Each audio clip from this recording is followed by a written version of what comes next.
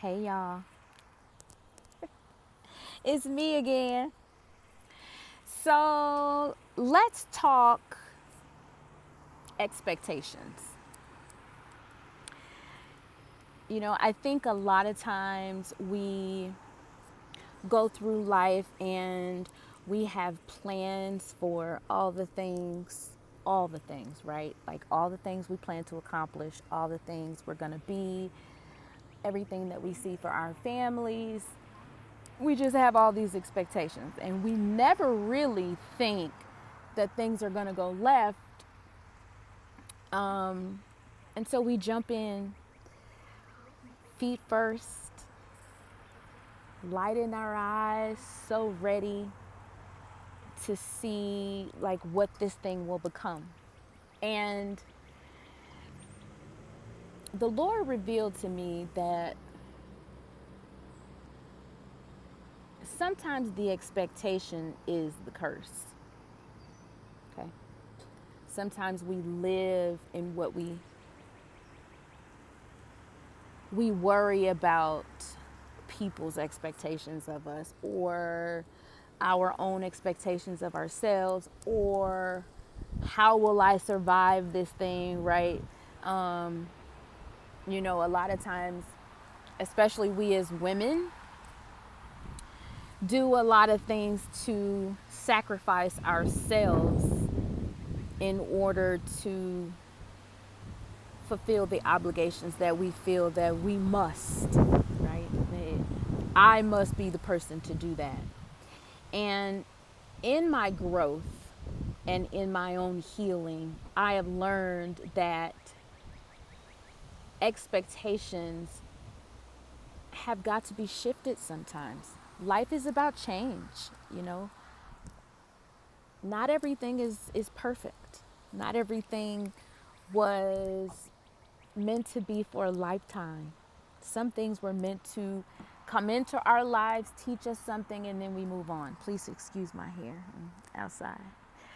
But some things come into our lives and then we move on to something else and something much more beautiful. And I, in my own self discovery and in my own healing through therapy, through lots of prayer, through just discovering life, have opened up to myself more and more, right? I have never been a conventionalist. If you've been around me for a long time, you know that, oh, butterfly. If you know me, you know I've never been a conventionalist. I am a no holds barred kind of person, but primarily because I have been through so much in life that I think I built up a shell to just protect myself, to just survive, to just be able to navigate the world beautifully and in a way so that I could also be successful. Because what other option do you have, right? When life gives you lemon, you make lemon martinis, you make a lemon drop, you can make lemonade, sweet tea with lemon, which is my favorite. Like, what are the other options? And I think, especially as Black women, we are prone to we see ourselves in this light of we have to be perfect for everyone. And that's just not the case, y'all. We got to stop killing ourselves for arbitrary rules and generational curses that have plagued everyone before you got there. It is okay to step outside your comfort zone. It is okay to be different. It is okay to be who you are and to love yourself and to step into who you are fully.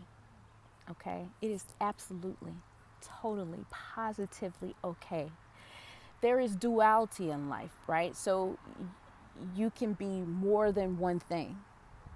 I can be spicy and I can be intelligent. I can be demure. I can be calm. I could be in a submissive state. I mean, we talk a lot about women being submissive to men. But there's duality in that. And I think a lot of times as black women, as women in general, because the fight is so great out here to, I guess that's confirmation.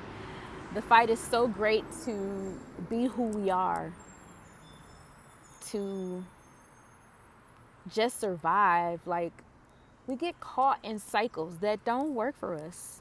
They are not beneficial, they are not helpful for us. And in order to be our highest selves, sometimes we have to make big decisions to step outside the box. And I'm so glad that I learned that as young as I did, because as I look around and I look through my family and other people's families, and you always see the cautionary tales of women who have lost their lives just sitting on the sideline. I have never been one of those women to want to sit on the sideline. It's never been my lot in life. It's never been my interest, you know. I am a whole person, finally. And I feel so good about that. I feel so good about being who I am, and as loving and as kind as I always have been. I feel like I am charged to be more loving and to be more kind and to be, I really want to live my soft girl era, honey. I am tired of fighting, right? And so for me, I made the decision to walk away from my marriage. And hard decision, took me years, took me lots of prayer, took me lots of supplication, took me a lot of therapy. A lot of therapy. But I made the decision for me, in order to serve my highest self, in order to become what I know that God wants me to become, and to be who I know God wants me to be. And more importantly, to be loved in the way in which I desire to be loved. But that also starts with us, right? We got to love ourselves. And if we can't love ourselves properly, we certainly can't tell anyone else how to love ourselves, how to love us, right? So this message is for all the women out there who are on the cusp of daring to believe in themselves and daring to just repeat a cycle that someone else did. Live up to someone else's expectations, make someone else happy. And I refuse to be in a situation where I don't feel like I'm serving my highest good. That doesn't mean that the person in which we partner ourselves with, our friends or whoever we choose to leave behind, that doesn't mean that there's something wrong with them.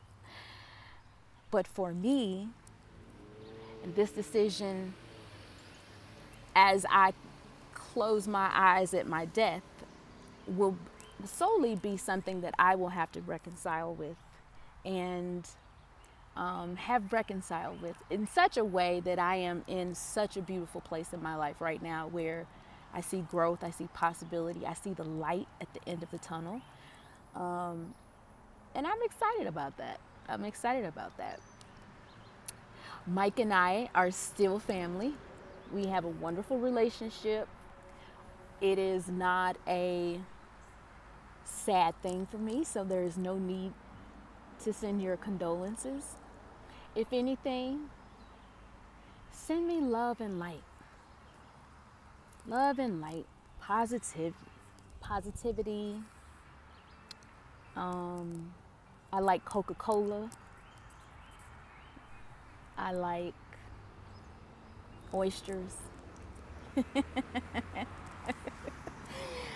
I like a French 75.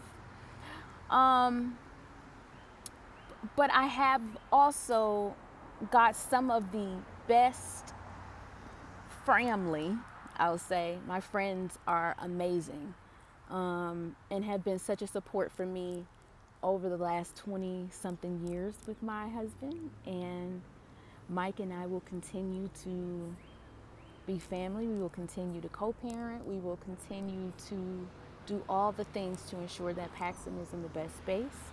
And this is not shocking news for our family. I feel that, honestly, God has been bugging me about it. You should probably talk about that, Brandy. It's like, okay, I guess so, huh? And I had actually made the decision that I would keep it private until things were finalized, but I think that there is actually deliverance for someone else in this message. It doesn't matter what anybody else thinks about your situation. It doesn't matter what it looks like to anybody else. You have ultimately got to be happy with yourself. And if you are not happy with you in the situation that you are in, it is your own fault. You can't blame that on anyone else. You really can't. You just have to just throw caution to the wind and say, God, I know you got me, right?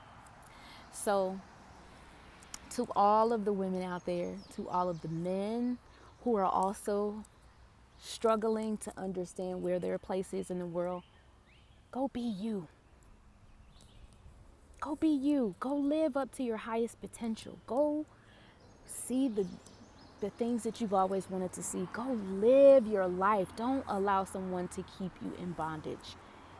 And when you say bondage, it is anything that you don't want to be tied to, right? So once you're done being tied, then it is only the right thing to do to be honest and to go live your life.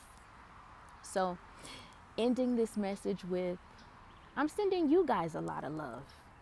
I have such an abundance in my life. Such an abundance of love in my life. I want to share that with you all. It's Friday. Get out, see the sun. I'm at the park. I got on a sundress. Sundress season is in. And I'm feeling good about my future. I really am. And I am feeling good about the future of my family. All right? I love y'all. Take care.